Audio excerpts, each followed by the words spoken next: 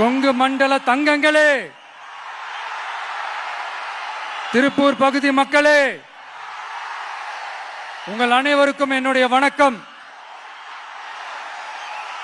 Day after tomorrow 16th அன்னைக்கு நம்மளுடைய தேர்தல் வாக்குறுதிகளை ஒரு புக்கா வெளியிடுறோம். அதுக்கு முன்னாடி இங்க சில பாயிண்ட்ஸை மட்டும் உங்களுக்கு படிச்சுட்டு போயிடுறேன். அதை மட்டும் கொஞ்சம் கவனமா கேளுங்க ப்ளீஸ் நண்பர்களே. ஓகே, ஆல் வெல் தேர், ஆல் வெல். பேசலாமா? கொஞ்சம் அமைதியா இருங்க ப்ளீஸ். நெசவாளர்கள், சிறு குறு நடுத்தர தொழில்கள் மற்றும் விவசாயிகள் மற்றும் காவல்துறையினர் சம்பந்தமான நம்மளோட அஜெண்டா சிலதை உங்ககிட்ட நான் படிக்கிறேன். ஒன்று, நெசவாளர்களின் தயாரிப்புகளை நேரடியாக சர்வதேச சந்தைகளில் விற்பனை செய்வதற்காக அரசுக்கு சொந்தமான ஒரு உலகளாவிய இ காமர்ஸ் பிராண்ட் உருவாக்கப்படும். மேலும் முக்கிய நகரங்களில் வெற்றி தறி விற்பனை நிலையங்கள், ஷோரூம்ஸ் அமைக்கப்படும். இரண்டாவது, நிலையற்ற நூல் விலை மற்றும் மின்சார நெருக்கடி சுமையை பகிர்ந்து கொள்ள கைத்தறி மற்றும் விசைத்தறி வைத்திருக்கும் ஒவ்வொரு நெசவாளர் குடும்பத்திற்கும் ஆண்டுக்கு 30,000 ரூபாய் வங்கி மூலம் நேரடியாக நமது டிவிக்கு அரசு வழங்கும். மூணாவது, கைத்தறிகளுக்கான இலவச மின்சாரம் 500 யூனிட்டுகளாகவும் விசைத்தறிகளுக்கான இலவச மின்சாரம் 1500 யூனிட்டுகளாகவும் உயர்த்தப்படும். அடுத்தது, நெசவாளர்களின் உற்பத்தி செலவுகளை குறைப்பதற்காக அவர்கள் வழங்கும் நூல், சாயங்கள் மற்றும் ரசாயனங்களுக்கு நமது டிவிக்கு அரசால் 50% மானியம் வழங்கப்படும். அடுத்தது, நமது டிவிக்கு அரசில் அனைத்து நெசவாளர்களுக்கும் ரூபாய் 10 லட்சம் ஆயுள் காப்பீடு வழங்கப்படும். மேலும் நெசவாளர்களின் முதியோர் ஓய்வூதியம் மாதம் 3000 ரூபாயாக உயர்த்தப்படும். குறு சிறு மற்றும் நடுத்தர தொழில்களின் வளர்ச்சி, லட்சக்கணக்கான வேலை வாய்ப்புகளை உருவாக்குற துறையில ஒண்ணுதான் இந்த MSMEs.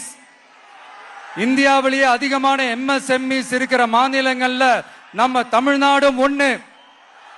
ஆனா இப்படிப்பட்ட இந்த பெருமைக்கு இன்னும் மிக பெருமை சேர்த்தது யார் தெரியுமா? இந்தியாவிலேயே அதிகமான MSME நிறுவனங்கள் மூடப்பட்டதுல தமிழ்நாடு தான் 2வது மாநிலம். இந்த பெருமையை உண்டாக்குனது தான் திமுக ஆட்சியோட மிகப்பெரிய சாதனை. இப்போ இந்த குறு சிறு மற்றும் நடுத்தர தொழில்களோட வளர்ச்சிக்காக நம்ம டிவிக்கு அரசு என்னெல்லாம் செய்யும்னு கொஞ்சம் பார்க்கலாம். முதல்ல, நெருக்கடியில் உள்ள குறு சிறு மற்றும் நடுத்தர நிறுவனங்களுக்கு உதவுவதற்காக ரூபாய் 15,000 கோடி ஸ்டேட் கிரெடிட் கேரண்டி ஃபண்ட் உருவாக்கப்படும்.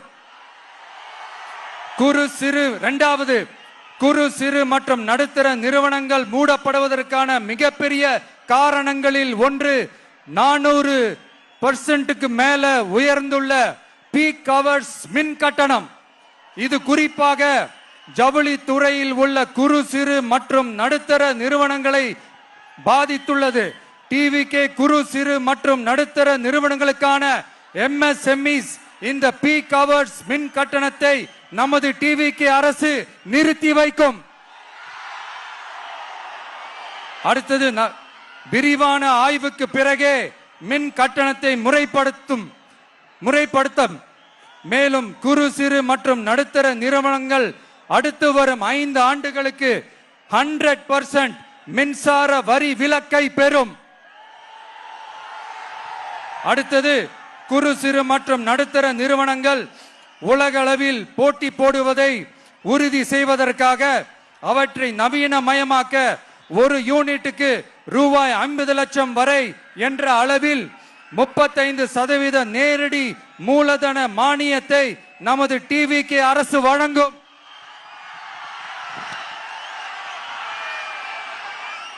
அடுத்து நம்ம எல்லாருக்கும் சோறு போடுற நம்ம தெய்வங்களான விவசாயிகளுக்கான அஜெண்டா கொஞ்சம் படிப்போமா?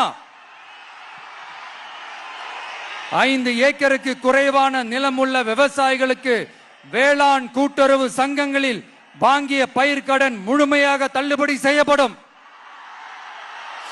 5 ஏக்கருக்கு மேல் உள்ள விவசாயிகளுக்கு 50% தள்ளுபடி செய்யப்படும்.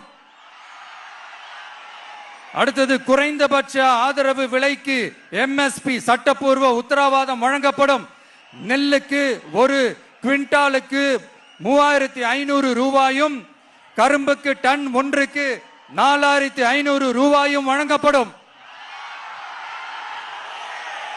உழவர்களின் தோழன் திட்டத்தின்படி குத்தகை விவசாயிகள் மற்றும் விவசாய தொழிலாளர்களுக்கு ஒரு குடும்பத்திற்கு ஆண்டுக்கு ரூபாய் 10,000 அவர்களின் நேரடி முதலீட்டு ஆதரவு தொகையாக வழங்கப்படும்.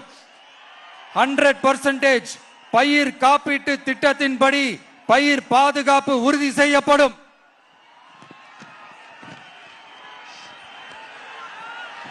கடைசியாக நமது அரசு ஊழியர்கள் நலன். அரசு ஊழியர்களின் நலனுக்காக பழைய ஓய்வூதிய திட்டம் மீண்டும் வழங்குவது குறித்து நமது டிவிகே அரசு கனிவுடன் பரிசீலித்து மதிப்பீடு செய்யும். அடுத்தது 5 அல்லது அதற்கு மேற்பட்ட ஆண்டுகள் தொடர்ச்சியாக அரசு பணியை நிறைவு செய்துள்ள அனைத்து தற்காலிக ஆசிரியர்கள், செவிலியர்கள் மற்றும் எழுத்தர் பணியாளர்களை நமது டிவிகே அரசு பணி நிரந்தரம் செய்யும். 3வது, பதவி உயர்வுக்கு பணம் பெறும் கலாச்சாரத்தை நமது டிவிகே அரசு முடிவுக்கு கொண்டு வரும். அனைத்து அரசு ஊழியர்களின் இடமாற்றங்களும் வெளிப்படையான மற்றும் கால வரையறைக்கு உட்பட்ட முறையில் நடைமுறைப்படுத்தப்படும். 4வது, காவலர்களின் அடிப்படை மாத ஊதியத்தை 18,200 ரூபாயிலிருந்து 25,000 ரூபாயாக நமது டிவிகே அரசு உயர்த்தும். அதிக மன அழுத்தம் உள்ள பணிகளில் ஈடுபடும் காவலர்களுக்கு பணிப்படியாக மாதம் 1000 ரூபாய் கூடுதலாக வழங்கப்படும். காவலர் நலன் மற்றும் பணி நிபந்தனைகள் சட்டத்தை, அதாவது police welfare and working conditions act, நமது டிவிகே அரசு இயற்றும்.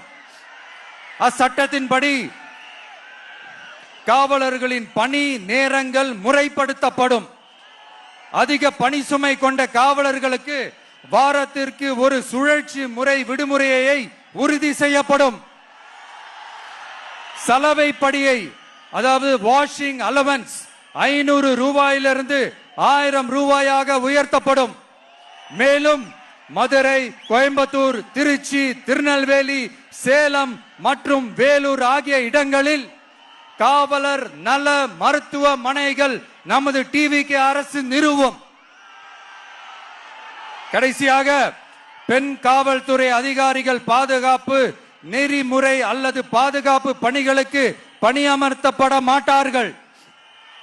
பெண் காவல்துறை பணியாளர்களுக்கென தனி ஓய்வறைகளும் நடமாடும் டாய்லெட் யூனிட்டுகளும் அமைக்கப்படும்.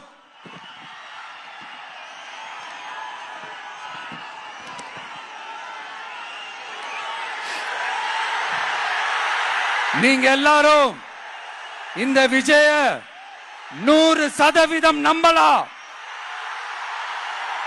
நான் உங்களுக்காக மட்டும்தான் வந்திருக்கிறேன். உங்களுக்காக நன்றி கடன் செலுத்துறதுக்காக மட்டும்தான் வந்திருக்கிறேன். போய் வாக்குறுதிகள் கொடுத்து நான் உங்களை ஏமாத்த மாட்டேன்.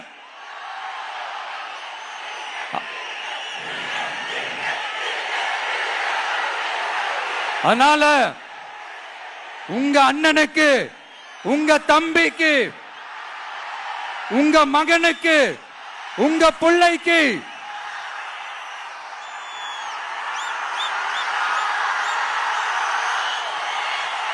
ஒரே ஒரு வாய்ப்பு கொடுங்க. தயவு செஞ்சு விசில் சின்னத்துக்கு ஓட்டு போடுங்க. இது ஒரு விசில் புரட்சி தேர்தலா இருக்கணும். கான்பிடண்டா இருங்க, நல்லதே நடக்கும். வெற்றி நிச்சயம், வெற்றி நிச்சயம், வெற்றி நிச்சயம்.